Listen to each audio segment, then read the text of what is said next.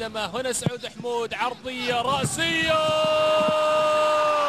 جول ولا أجمل. شوف السهلاوي إذا يسجل أول أهداف هذه المباراة. شوف الرأسية الأجمل حاول فيها علي مختار لكنها عانقت الشباك. هدف أول في هذه المباراة. إذا الأمور صعبة، الحسابات تنتهي والقادسية وين رايح يا قادسية؟ إذا ما انتهت المباراة بالخسارة فالقادسية والدقحطاني هي جول عرضية أرضية جول جول جول جول جول جول جول جول جول ريتشي يسجل. شوف العرضية الجميلة وشوف التصويبة الأجمل وهزت الشباك. القدساوية وداعية يا قدساويين، وداعية يا قادسية، وداعية ببصمة ريتشي الثانية. إذا هذه الكرة مرة أخرى، الله على هذه القوة، الله على هذه التركيز واللعب الجميل من الفريق القدساوي.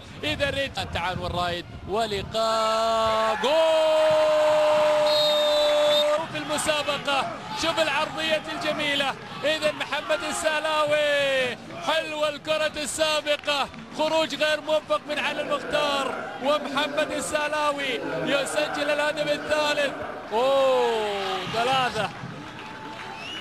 ثلاثة أهداف سجلها الفريق النصراوي في شباك القادسية وقضى على آمال القادسية في البقاء في دوري زين.